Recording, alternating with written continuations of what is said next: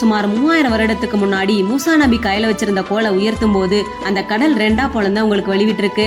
அந்த வழியை பயன்படுத்தி மூசா நபியும் அவரோட ஆதரவாளர்களும் தப்பிச்சு அந்த பக்கம் போறாங்க.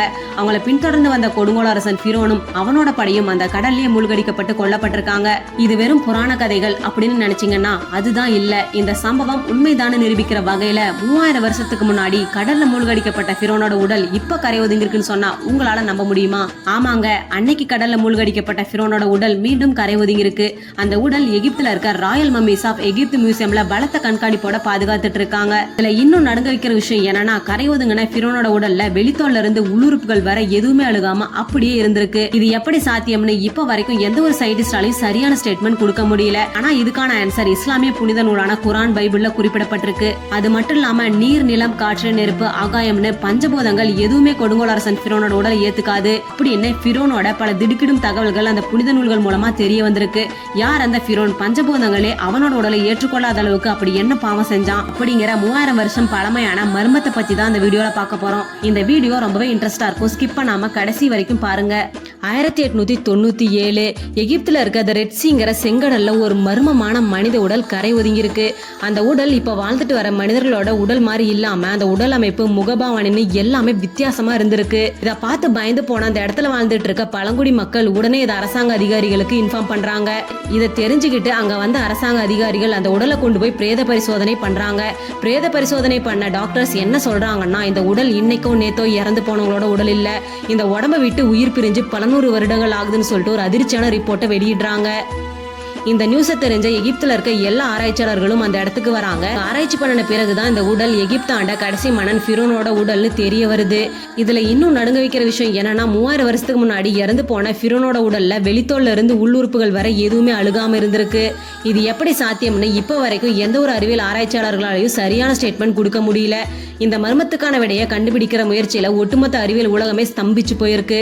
கொண்டு அந்த உடலை தொடர்ந்து ஆராய்ச்சி பண்ண எந்த ஒரு சயின்டிஸ்டாலையுமே சரியான விளக்கத்தை கண்டுபிடிக்க முடியல. அதனால அந்த உடலை கொண்டு போய் எகிப்துல இருக்க ஒரு மியூசியத்துல வச்சிடுறாங்க. கிட்டத்தட்ட 80 வருஷமா அந்த உடல் மியூசியம்லயே இருந்திருக்கு. அப்புறமா 1981 பிரான்ஸ் கவர்மெண்ட் பிரோனோட உடலை மறுபரிசோதனை பண்ண பிரான்ஸ் மம்மி சர்ஜன் ஹெட்டான டாக்டர் மோரிஸ் தலைமையில ஒரு சிறப்பான டீமை நியமிக்கிறாங்க. அதுக்கப்புறம் பிரான்ஸ் மற்றும் எகிப்து கவர்மெண்ட் ஒத்துழைப்புல எகிப்து ஆண்ட மாபெரும் கடைசி மன்னன் பிரோனோட உடலை பிரம்மாண்டமான ராஜ மரியாதையோட பிரான்ஸுக்கு கொண்டு வராங்க. பிரான்ஸுக்கு கொண்டு வந்த பிரோனோட உடலை டாக்டர் மோரிஸ் கிட்ட இருந்த அதிநவீன தொழில்நுட்ப கருவிகளை வச்சு பல ஆராய்ச்சிகளை மேற்கொள்றாரு. அவராலையும் இந்த உடல் அழுகாம இருக்கிற காரணத்தை கண்டுபிடிக்கவே முடியல. அப்போ அந்த குழுவை சேர்ந்த ஒரு சக ஆராய்ச்சியாளர் ஒருத்தர் டாக்டர் மோரிஸ் கிட்ட சொல்றாரு, இந்த பிரோனை பத்தி இஸ்லாமிய புனித நூலான அல்குரான்ல குறிப்பிடப்பட்டிருக்கு. இதுல நீர், நிலம், காற்று, நெருப்பு, ஆகாயம் அப்படின்னு பஞ்சபூதங்கள் எதுவுமே இந்த பிரோனோட உடலை தீண்டாதுன்னு குறிப்பிடப்பட்டிருக்குன்னு அவர் மோரிஸ் கிட்ட சொல்றாரு. இதை கேட்ட டாக்டர் மோரிஸ், இதெல்லாம் அறிவியலுக்கு எதிரான கட்டுக்கதை, இது எல்லாத்தையும் நான் நம்ப மாட்டேன்னு சொல்லிட்டு மறுபடியும் அவரோட ஆராய்ச்சியை தீவிரமாக்குறாரு.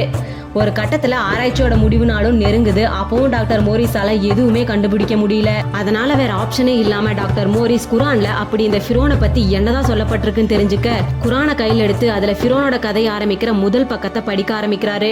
டாக்டர் மோரிஸ் குரான்ல என்ன படிச்சாரோ அதை அப்படியே நான் உங்ககிட்ட சொல்றேன்.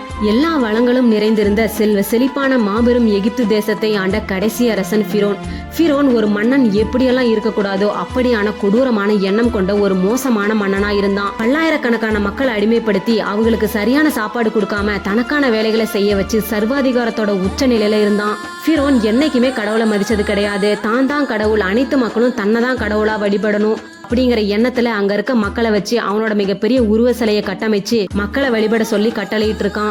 ஒரு நாள் பிரோன் தூங்கிட்டு இருக்கும் போது எந்த மக்களை அவன் அடிமைப்படுத்தி வச்சிருந்தானோ அந்த மக்கள் இருக்க திசையில இருந்து ஒரு மிகப்பெரிய நெருப்பு பந்து பறந்து வந்து அவனோட அரண்மனையில விழுந்து அவனோட அரசாட்சியை கவுக்குற மாதிரி அவனுக்கு ஒரு கனவு வருது. பயந்து போன பிரோன் ஜோசியத்தில் நம்பிக்கை இருந்ததால அடுத்த நாள் காலையில அவனோட நாட்டுல இருந்த எல்லா ஜோசியர்களையும் வர சொல்லி தனக்கு வந்த கனவுக்கான விளக்கத்தை கேட்கறான். அந்த ஜோசியர்கள் கணிப்புப்படி அவங்க சொன்னது என்னன்னா, இனி வரும் காலங்கள்ல அந்த அடிமை கூடத்துல பிறக்கிற ஒரு ஆண் குழந்தையாலதான் உன்னோட அழிவு ஏற்பட போகுதுன்னு சொல்றாங்க. இதை கேட்டு பயந்து போன பிரோன் இது வரைக்கும் எந்த ஒரு மன்னனும் செய்யாத ஒரு கொடூரமான செயலை செய்ய துணிகிறான். ஜோசியக்காரர்கள் சொன்ன அந்த குறிப்பிட்ட காலத்துல எகிப்துல பிறக்கிற எல்லா ஆண் குழந்தைகளையும் கொல்ல சொல்லி உத்தரவிடுறான். இதனால எகிப்துல பிறக்கிற எல்லா ஆண் குழந்தைகளும் ஈவு இறக்கமே இல்லாம வெட்டி வீசப்பட்டிருக்கு.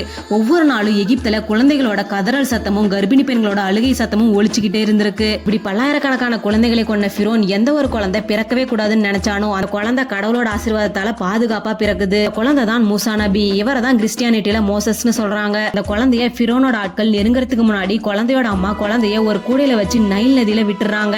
நைல் நதியோட நீரோட்டத்துல பயணிச்ச குழந்தை கடைசியா ஃபிரோனோட அரண்மனைக்கு பக்கத்துல ராணி குளிக்கிற இடத்துக்கு வந்து சேருது. குழந்தையோட தெய்வீக முகத்தை பார்த்த ஃபிரோனோட மனைவி தங்களுக்கு குழந்தை இல்லாதனால அந்த குழந்தையை தத்தெடுத்து ஃபிரோன் அனுமதியோட அந்த அரண்மனையில தங்க வச்சு சொந்த மகனா வளர்க்க ஆரம்பிக்கிறாங்க. அப்படியே நாள் போக போக மூசா நபி வளர்ந்து வாலிப வயசை அடையிறாரு. வாலிபனான மூசா நபிக்கு ஃபிரோனோட சர்வாதிகார ஆட்சி முறை சுத்தமா பிடிக்கல. ஒரு கட்டத்துல மூசா நபிக்கு ஒரு இறை செய்தி கிடைச்சு மூசா நபி ஃபிரோன் கிட்ட போய் சொல்றாரு, ஃபிரோன், நீ கடவுளின் ஆணைப்படி உன்னோட சர்வாதிகார ஆட்சி இப்பவே கைவிடணும். நீ அடிமைப்படுத்தி வச்சிருந்த ஆயிரக்கணக்கான மக்கள் அனைவரையும் விடுவிக்கணும். இது நடக்கலன்னா நீயும் உன்னோட நாடும் கடுமையான பஞ்சத்துக்கு ஆளாவீங்க. நீ இறந்த பிறகு உன்னோட உடலை பஞ்சபூதங்கள் எதுவுமே தீண்டாது அப்படின்னு மூசா நபி ஃபிரோன் கிட்ட சொல்றாரு. ஆனா ஃபிரோன் மூசா நபியோட சொற்களை அவமதிச்சு அவர் அரண்மனை விட்டு வெளியேற்றிடுறான். இந்த சம்பவம் நடந்து சில நாட்களே எகிப்துல கடுமையான பஞ்சம் நிலவுது. லட்சக்கணக்கான வெட்டுக்கிளிகள் கூட்டம் கூட்டமா படையெடுத்து வந்து விவசாய நிலங்கள் எல்லாத்தையுமே சூறையாடுது. தவளைகள் கூட்டம் கூட்டமா வருது. நைல் நதி ஃபுல்லா முதலைகளால் ஆக்கிரமிக்கப்படுது. எகிப்துல ரத்த ஆறே ஓடுது.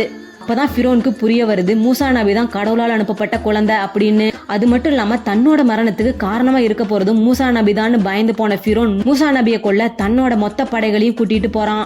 இளையருளால இது எல்லாத்தையுமே தெரிஞ்சுக்கிட்ட மூசா நபி ஃபிரோன் அடிமைப்படுத்தி வச்சிருந்த மக்கள் அனைவரையும் கூட்டிக்கிட்டு எகிப்தை விட்டு வெளியேற ஆரம்பிக்கிறாரு. ஃபிரோனும் அவனோட படைகளும் மூசா நபியை கொல்ல அவரை பின்தொடர்ந்து போறாங்க. ஒரு கட்டத்துல முன்னாடி கடல், பின்னாடி ஃபிரோனும் அவனோட படையும் நெருங்க மூசா நபியும் அடிமைப்படுத்தப்பட்ட மக்களும் போக வழி இல்லாம நிக்கிறாங்க. இப்போ அவங்களுக்கு ரெண்டே வழிதான் இருக்கு. ஒண்ணு அந்த செங்கடலை தாண்டி அந்த பக்கம் போகணும், இல்ல ஃபிரோனோட கையில இறந்து போகணும். மரணத்தோட விளிம்புல இருந்த அந்த மக்களோட கண் முன்னாடி ஒரு மிகப்பெரிய அதிசயமே நடக்குது. இறைவனோட கட்டளைப்படி மூசா நபி தன்னோட கையில வச்சிருந்த கைத்தடியை உயர்த்த அந்த செங்கடலே ரெண்டா பொளந்து அவங்களுக்கு வழிவிடுது. அந்த வழியை பயன்படுத்தி மூசா நபியும் அவரோட ஆதரவாளர்களும் தப்பிச்சு போய் அடுத்த பக்கத்தோட கரையை சேருறாங்க. அவங்க தப்பிச்சு போறத பார்த்த ஃபிரோன் அவங்கள கொன்னே ஆகணுங்கிற வெறியோட அவனோட படையை கூட்டிட்டு கடல் வழி பாதையில போறான்.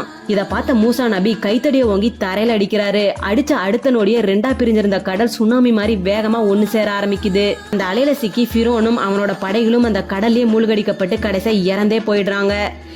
இதோட டாக்டர் மோரிஸ் படிச்சு முடிச்சிடுறாரு. ஃபிரோனோட உடல் செங்கடல்ல கரை ஒதுங்கினதும் அவனோட உடல் அழுகாம இருக்கிறதும் 1700 வருடங்களுக்கு முன்னாடி எழுதப்பட்ட குரான்ல அப்படியே போட்டிருக்கு. அதனால டாக்டர் மோரிஸ்க்கு குரான் மேல பெரிய நம்பிக்கை ஏற்படுது. இதுக்கப்புறமா குரானை முதல்ல இருந்து முழுசா படிச்ச Morris the Quran and modern science அப்படிங்கிற புக்கை வெளியிட்டு கடைசியா டாக்டர் மோரிஸ் முஸ்லிமா கன்வெர்ட் ஆயிடுறாரு.